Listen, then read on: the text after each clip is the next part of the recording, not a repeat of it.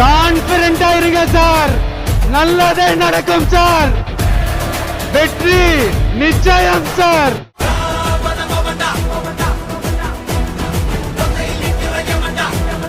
రాజకీయాల్లోకి సినిమా వాళ్ళు రావడం కొత్త కాదు. కానీ వచ్చిన వెంటనే సునామీ సృష్టించి దశాబ్దాలుగా పాతుకుపోయిన అధికార పార్టీల పునాదులు షేక్ చేయడం మాత్రం ఒక్క దళపతి విజయ్కే సాధ్యమైంది.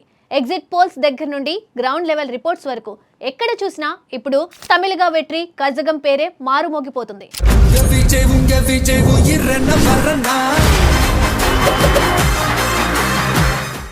ఎవరైతే రాజకీయాల్లో బచ్చా అనుకున్నారో అదే దళపతి విజయ్ తన విక్టరీతో సైలెంట్ సునామీని సృష్టించారు. పెద్దగా మాటలు చెప్పలేదు, సినిమా డైలాగులతో ఊదరగొట్టలేదు, సొంత టీవీ ఛానల్స్ ఏమీ లేవు, ప్రత్యర్థి పార్టీల నేతలపై వ్యక్తిగత దూషణలకు దిగలేదు, తనపై వచ్చిన విమర్శలను లెక్క చేయలేదు, చాయిస్ మీదే అని జనానికి వదిలేశారు. అందుకే తమిళ ప్రజలు విజయ్ ను అందలమెక్కించారు. ఒక హీరోగా కోట్లు సంపాదించిన విజయ్ ఒక నాయకుడిగా కోట్ల మంది హృదయాలను ఎలా గెలుచుకున్నారు, రాత్రికి రాత్రే పవర్ఫుల్ పొలిటికల్ ఫోర్స్ గా ఎలా మారారు, రాజకీయ ఉద్దండులైన స్టాలిన్, ఎడప్పాడి పళనిస్వామి లాంటి వాళ్లకు నిద్ర లేకుండా చేసిన విజయ్ దక్షిణ భారతదేశంలో సినిమాకు రాజకీయాలకు ఉన్న బంధం విడదీయరానిది.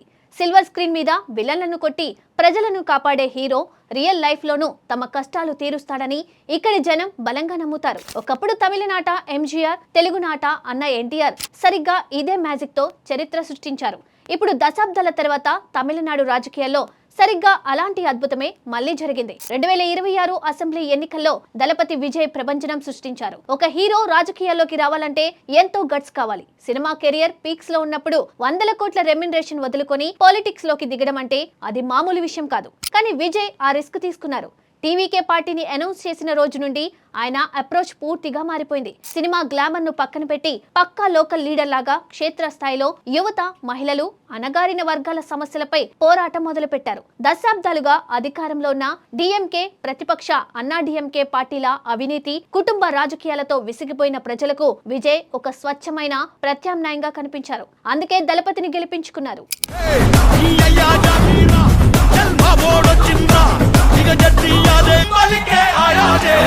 విజయ్ ప్రభంజనాన్ని లెజెండ్స్ ఎంజీఆర్, ఎన్టీఆర్లతో పోల్చుతున్నారు. 1982లో అన్న ఎన్టీఆర్ తెలుగుదేశం పార్టీ పెట్టిన కేవలం 9 నెలల్లోనే అధికారంలోకి వచ్చి కాంగ్రెస్ కోటాను బద్దలు కొట్టారు. అలాగే ఎంజీఆర్ కూడా తమిళనాట తిరుగులేని శక్తిగా ఎదిగారు. వారిద్దరికీ ఉన్న ఉమ్మడి లక్షణం ఊహకందని మాస్ ఫాలోయింగ్, సామాన్యుడితో కనెక్ట్ అయ్యే ఎమోషన్. సరిగ్గా విజయ్ సక్సెస్ వెనుక ఉన్న అతిపెద్ద బ్రహ్మాస్త్రం ఇదే. 10 ఏళ్ల క్రితమే తన ఫ్యాన్ క్లబ్లను విజయ్ మక్కల ఇయకంగా మార్చి వాళ్లకు రాజకీయాలు నేర్పించారు.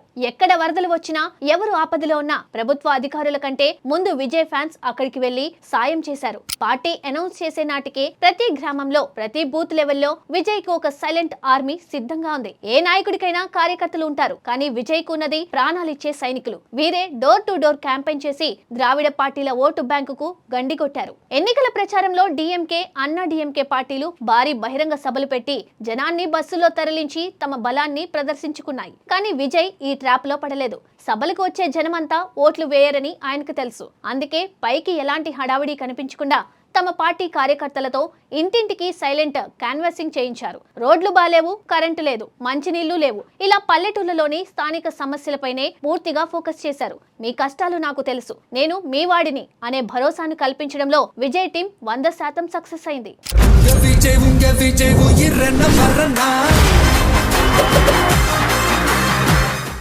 ఏ ఎన్నికల్లో అయినా మహిళా ఓటర్లే అసలైన గేమ్ చేంజర్లు. ఈ సీక్రెట్ ను విజయ్ చాలా త్వరగా పసిగట్టారు.